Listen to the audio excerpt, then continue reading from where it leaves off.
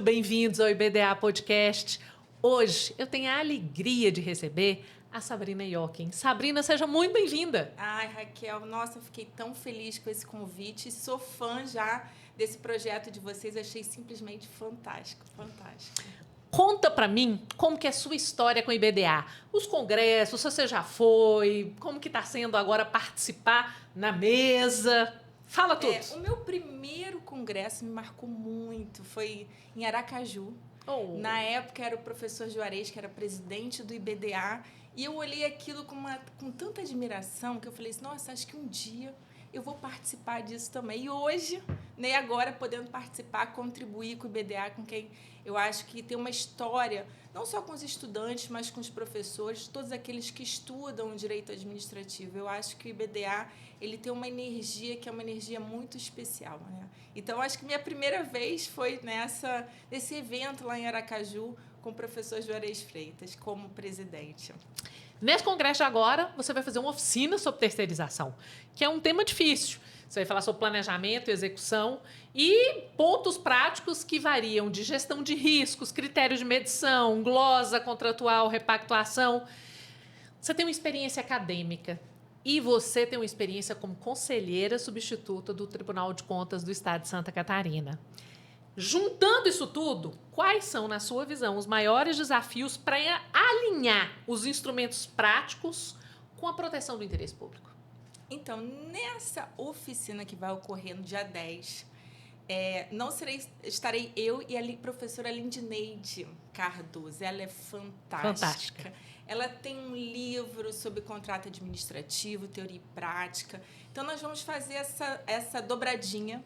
Ela vai trabalhar um pouco a prática, toda essa perspectiva acadêmica. E o meu papel nessa oficina vai ser tentar trazer um pouco da experiência ali do Tribunal de Contas, né? Uhum. Como nós conseguimos analisar esses contratos de terceirização, quais são os principais processos que estão correlacionados, auditorias, inspeções, mas também o que eu tenho observado é muito processo de consulta. Uhum. Os gestores querendo indagar como fazer, quais são as dúvidas interpretativas, o que pode, o que não pode ser feito, a questão de fontes de custeio, como a questão das fontes. Tivemos um processo de consulta do Detran, querendo saber se poderia utilizar as fontes das multas, recursos oriundos de multas, para custeio ali de terceirizados vinculados ao artigo 320 do Código Nacional de Trânsito. Então, é um tema desafiador. Vamos trazer essa perspectiva prática, doutrinária, e tentar trazer também essa visão do controle para esse. Eu trouxe aqui alguns dados, algumas consultas, mas vou deixar isso aqui meio guardadinho para a nossa oficina, que eu acho que vai ser muito, muito especial. Na sua produção, tem 2 artigos, um de sua autoria, um em coautoria com o professor José Maurício Conde, seu orientador de pós-doutorado, em que você fala da necessidade de sistematização da jurisdição financeira. Isso para ter mais eficiência, para ter mais segurança jurídica. A partir da sua experiência como conselheira do Tribunal de Contas do Estado de Santa Catarina, compartilhe alguns exemplos práticos, coisa do cotidiano, que mostra a importância dessa sistematização. Porque quando fala assim, sistematização da jurisdição financeira, as pessoas falam, oi? Explica mais ou menos o que isso pode se revestir na realidade e quais os riscos que não ter isto representam, tanto para o gestor quanto para o controle. Vou começar com um exemplo prático. Eu recebo, às vezes, uma empresa, um escritório de advocacia de São Paulo, para questionar sobre um edital de licitação. Quais são os prazos? Quais são os recursos para interpor? Como eles devem proceder?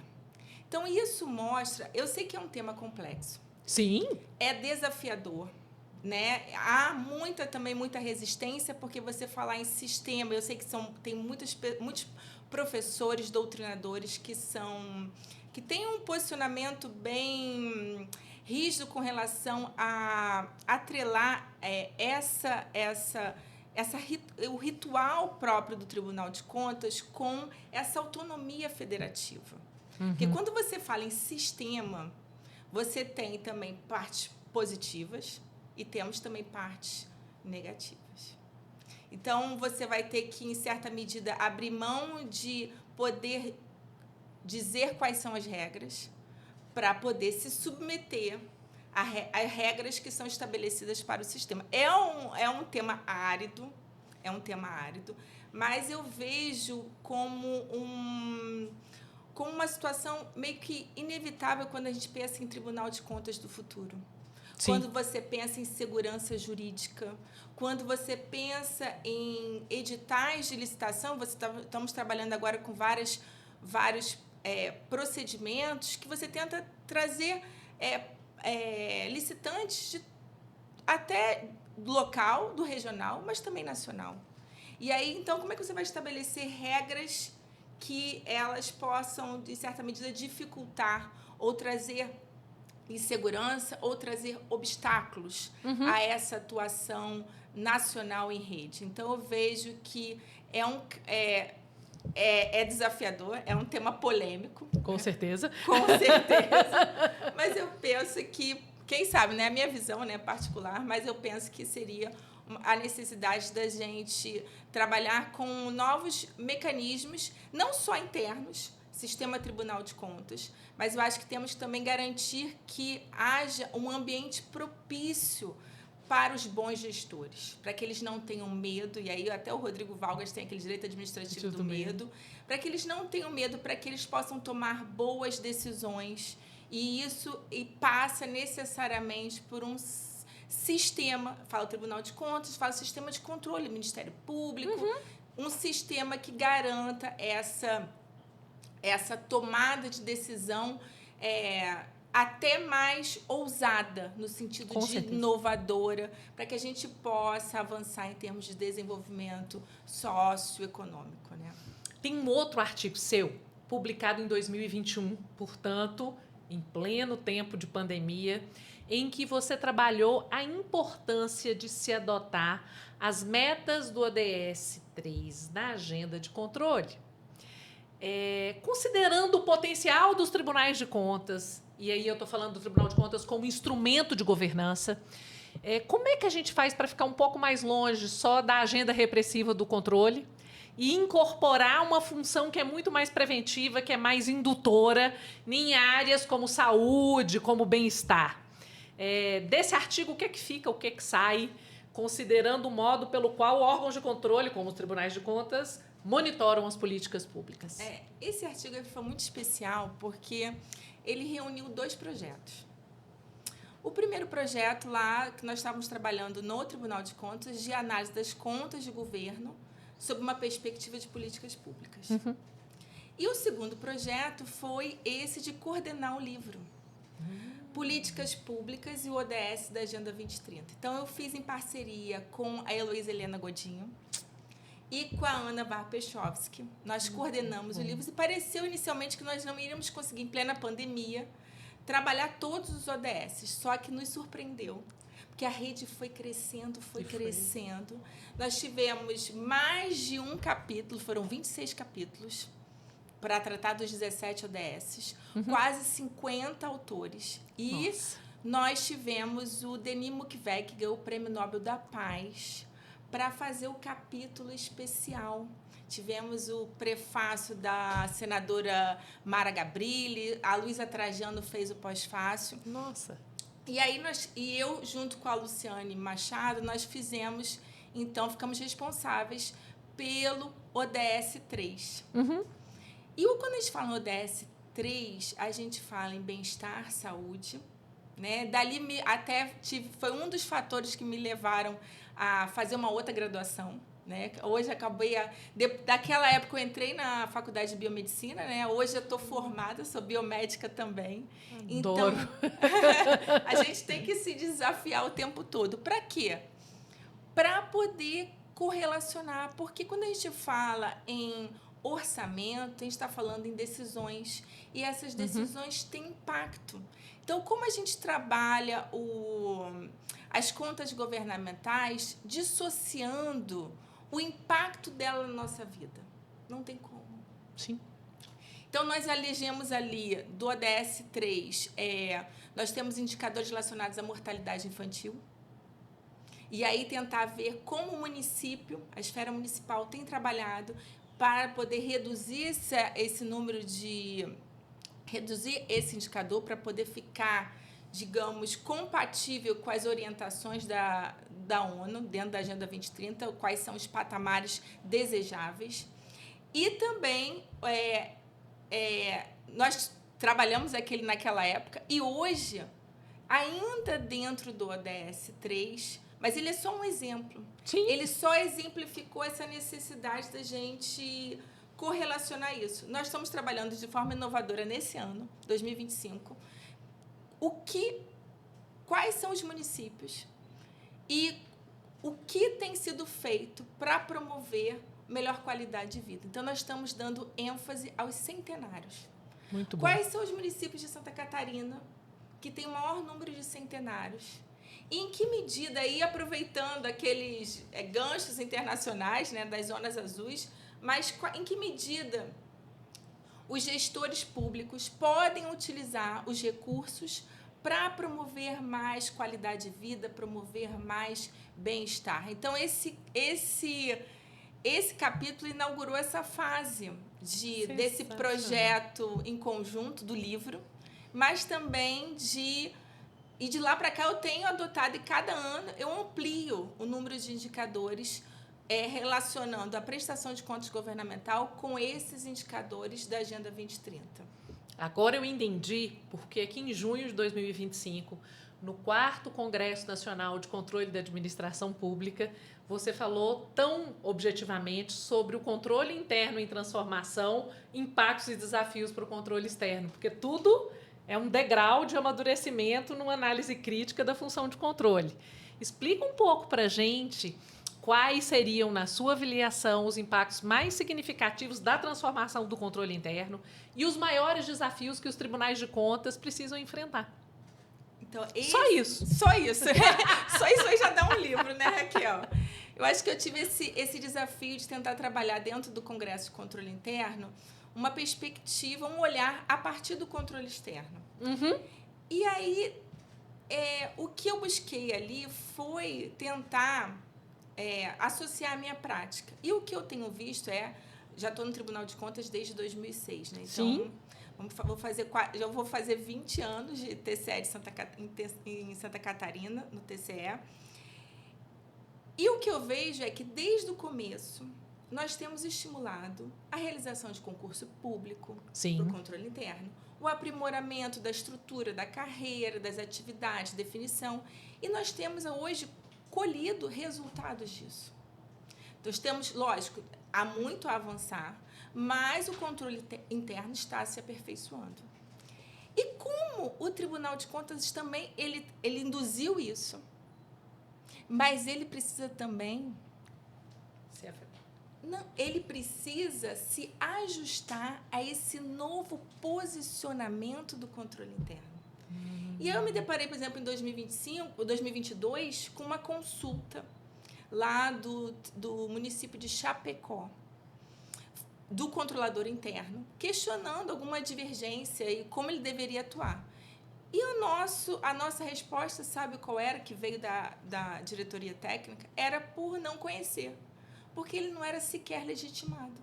Eu falei, como que nós estamos nessa relação próxima, controle interno, controle externo, de colaboração, e ele sequer é legitimado? Então, eu tentei trabalhar nesse processo com uma visão mais constitucional da atuação desse controle interno, e nós colocamos ele, sim, como legitimado, conhecemos dessa consulta, e dali, depois, logo em seguida, o Tribunal de Contas mudou seu regimento interno, colocando o controlador interno como legitimado para a proposição de consultas, que são, digamos, entendimentos do tribunal sobre interpretações de lei em tese.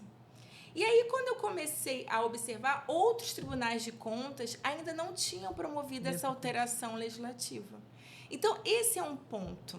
E aí, dali, pode ser constatado que diversas outras consultas começaram a surgir de controladores internos. É curioso que, numa interpretação dessa, você consegue fazer com que o Tribunal de Contas cumpra sua função constitucional. A gente escuta e tem a clareza disso.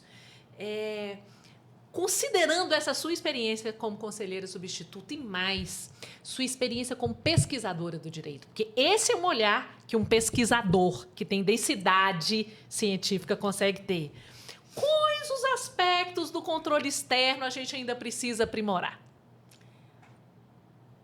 Eu acho que o Tribunal de Contas ele tem avançado nos últimos anos para essa análise mais correlacionada com as políticas públicas. Uhum. Então, nós saímos daquela visão simplesmente de análise de atos para fazer uma análise mais integrada da correlação daqueles, digamos, diversos atos, contratos, dentro de uma perspectiva mais de setorial das políticas públicas. Uhum. E eu me surpreendi que a gente vai pesquisando, vai percorrendo esse país, né, com uma visão, um estudo que eu não tinha conhecimento do Tribunal de Contas do Amapá. Que eles trabalhavam muito com uma análise FSDL. Não que seja essa metodologia, mas o que significa? Uma análise a partir de F, fragmentações, S, sobreposições, L, lacunas e D, de duplicidade. Então, qual é para mim o futuro do Tribunal de Contas? É tentar fazer essa análise alinhada das políticas públicas. Uhum. Eu tenho diversas políticas públicas, mas elas têm que conversar entre si.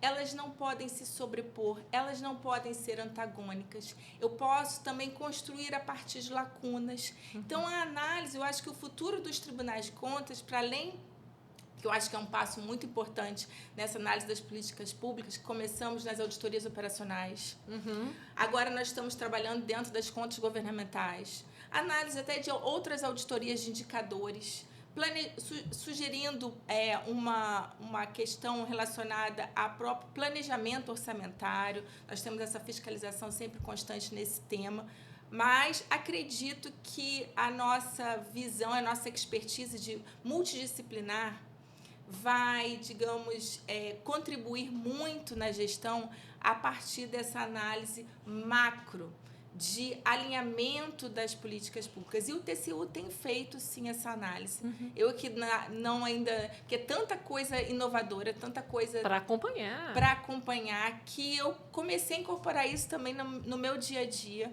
E vejo que isso realmente, para mim, eu acho que como pesquisadora acadêmica, eu acho que eu tenho um brilho no olhar quando eu penso nesse potencial dos tribunais de contas, para muito além das fiscalizações, mas de poder contribuir propriamente para que esses recursos possam ser utilizados. Uhum. Para gerar mais retorno, mais qualidade de vida, para termos mais centenários nos nossos municípios. Eu acho que isso é fundamental. Então, considerando todo esse desejo, tentando colocar o melhor da sua experiência, em poucas frases, se você tivesse de deixar uma lição, um conselho, um legado, uma compreensão, o que você diria para os administrativistas, seja gestor, controlador, estudante, pesquisador, advogado, não importa? Eu acho que não sei se vou ter uma frase, assim, que são muitas frases que eu gosto muito, mas o que eu acho que é fundamental é a gente buscar sempre o conhecimento. E a gente se permitir ir para o desconhecido. E se desafiar. Eu me desafiei na realização de uma outra faculdade, começando depois dos 40, tendo que conviver. E aí foi um aprendizado muito rico com os adolescentes, com uma nova geração. E eu acho que esse é o grande desafio, a gente se permitir inovar e estar pronto para poder também conciliar novas agendas, permitir essa visão mais multidisciplinar. Então, para sintetizar tudo isso, é se permitir desafiar o tempo todo. Eu acho que essa é a grande... É a grande questão, acho que, da minha vida. Você busca pelo conhecimento em áreas diversas. É uma honra poder trocar toda essa informação e essa experiência. Eu tenho certeza de que quem está assistindo a gente se tocou e vai se movimentar e vai se desafiar. Obrigada, Sabrina. Ai, super obrigada, Raquel.